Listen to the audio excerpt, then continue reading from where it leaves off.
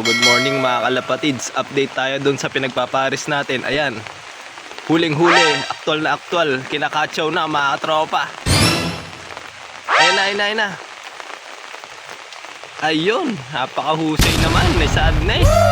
Naka-score agad mga kalapatids. Ayos, nagpares, di ba? Yun kaganda yung ginawa nating experiment para sa bagong pares na kulungan. Ayan mga kalapatids, so, di ba? Napakaganda talaga, basta maluwang yung kulungan ng inyong breederan.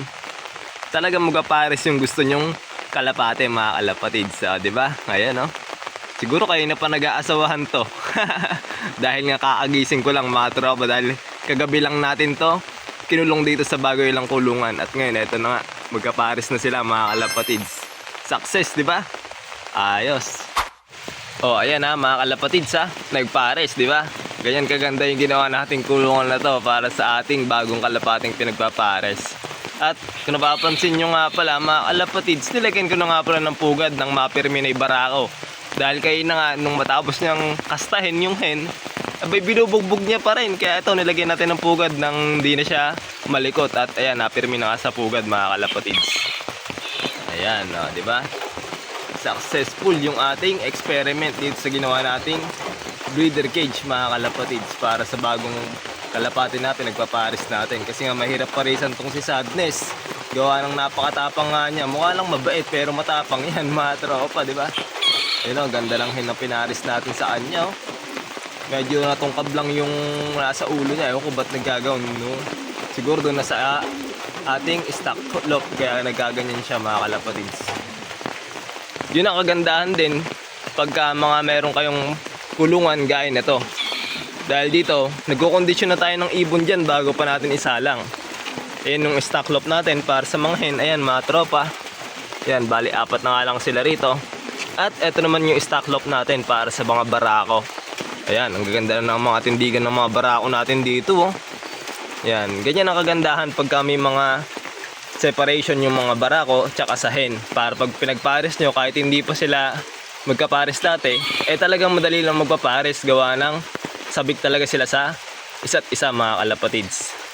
Ayan, medyo maulan nga dito sa area namin ngayon. No? Ayan, walang tigil na ulan mula kayo ng umaga nung nagising ako. Kaya ito na lang, buti lang, may good news pa rin tayo kahit paano. Ayun no? Ayos diba mga kalapatids.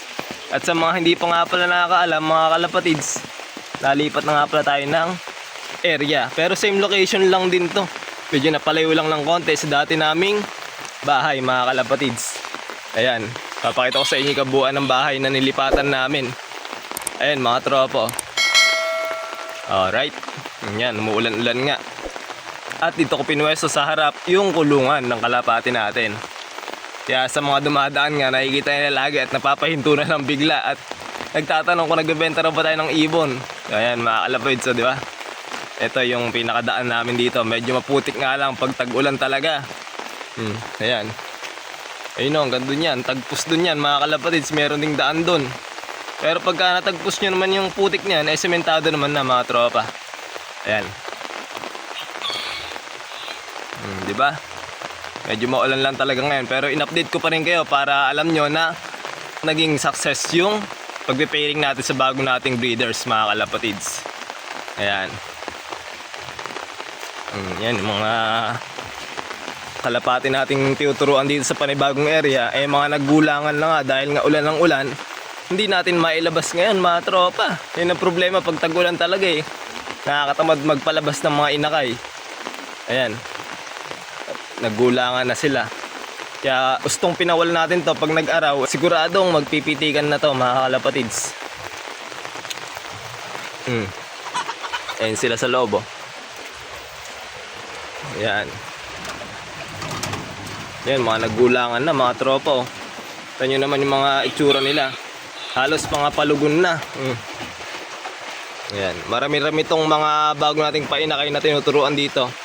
Nasa 3 months na yata kami rito mga kalapatid sa bagong area namin na to. Kaya yung mga dati nating palipad na to, ayan, mga old bird yan. Dati nating palipad sa loop area. Ngayon, naka-stock na sila rito for breeding purposes na lang yung mga ibon natin na yan. At yung iba nilang mga kasama na flyer natin dati, pinag-out ko na mga tropang kalapatids, ano? Pinagbibili na ng mga tropa natin. Dahil nga hindi ko na rin magamit at hindi ko na rin maililipad yon. Kaya ito, yung mga nasa viewing cage na to, yan, yung mga bago natin tuturuan. Na yun, napakababata pa yan. Di ba mga kalapatids? Kaya yun lang, abangan nyo lang yung pagka pinawalan natin to at sana mag-araw-araw na rin dito sa area namin mga kalapatids at sa inyo rin. Keep safe na lang mga kalapatids, ano? At bago nga pala tayo matapos, big shoutout sa mga tropa nating solid na sumusuporta. Jefferson Magpayo, Leven, Michelle Angeles at kay Arkin Robles. At sa mga gusto magpa-shoutout dyan, mag-comment lang kayo at pakilagay na rin yung location nyo mga kalapatids. Pakipollow na rin pala tong ating FB page at huwag kalimutan na mag-subscribe dito sa ating YouTube channel. Ingat!